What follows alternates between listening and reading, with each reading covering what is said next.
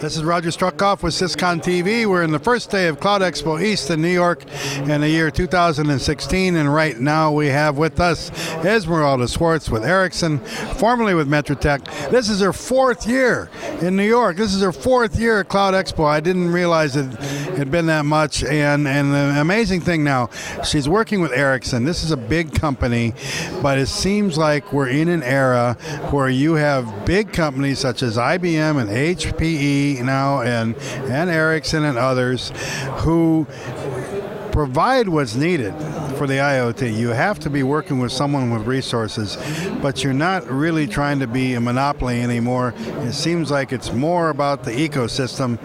To what degree do you agree with that?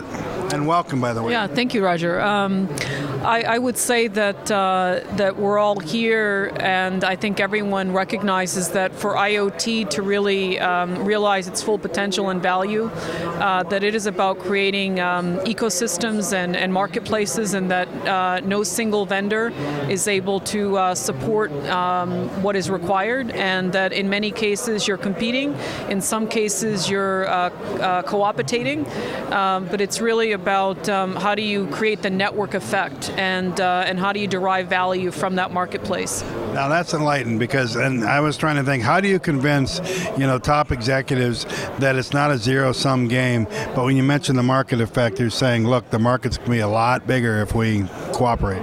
Yeah, I mean, a platform play essentially is about creating the network effect, and maybe Ericsson, because of our heritage in the mobile world, where we see the network effect in terms of the impact that 7 billion phones has 7 million phones has on the world at large. Yeah, there's billions, as Carl Sagan would say, there's billions and billions of phones out there, and there's billions and billions of gigabits and terabytes, bytes flying all over the place, gigabits of bandwidth and terabytes of data. And the thing that strikes me also, and you mentioned in your presentation today, was the IoT can be monetized. You can make money. Don't think of it as just an expense. Yeah, I mean, I think connectivity, which is of course the starting point for all of this, is now taken for granted, and now it's all about how do you drive and create innovation, and how do you use innovation and transaction platforms to drive value in terms of new applications and services. Because if you're not taking advantage of data and turning it into information, then you're just you're not seeing the full potential. I've done some work and had some discussions with these folks with the Smart Cities Council, and I'm sure you're aware of that organization, and there's many, many others and initiatives and projects all over the world, and Ericsson gets involved in a lot of these projects. One of the things is, I think from an American point of view, we may think that all this stuff is going on in Europe. It seems like all this cool stuff is going on in Europe, and a lot of this cool stuff then is going on in the developing world, and a lot of things in India. But you mentioned something today in Los Angeles, so the U.S. is getting in there.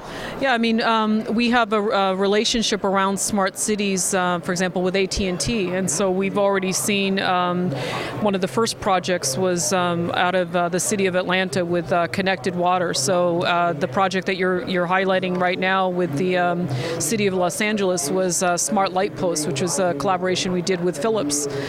So you are seeing a lot of attention being placed in cities across the United States. They have different starting points. I talked earlier about the urban identity that a city wants to have be associated with what they're doing, and I think that they may have different starting points in terms of those applications, but at the end of the day, everyone recognizes the impact of smart technology and automation and digitization, because that's the way that we deal with the impact of urbanization, which is impacting every geography.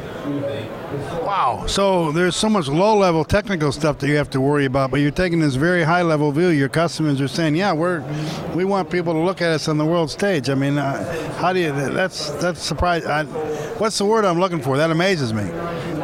I think the smart city example is one where a city's digital identity and a city's smartness is one way that they attract residents and businesses into the city. There is an increasing expectation on the part of the we call it the Digizen, and it's a good word to use, right? And so that expectation that they just have access to technology and that they are able to interact in using, for example, their mobile device and interact in a very seamless way with various layers of the city.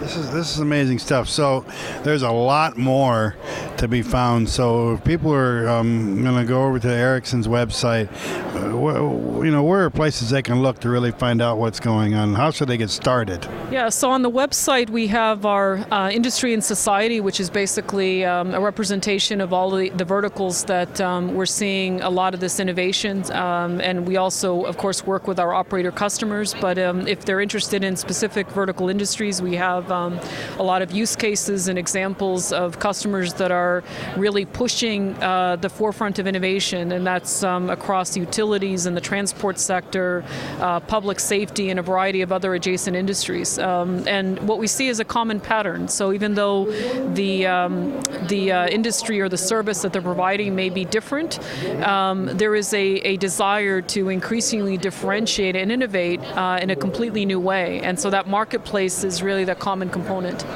You heard it here. Thanks for joining us. Thanks for watching. For Syscon TV, this is Roger Struckoff.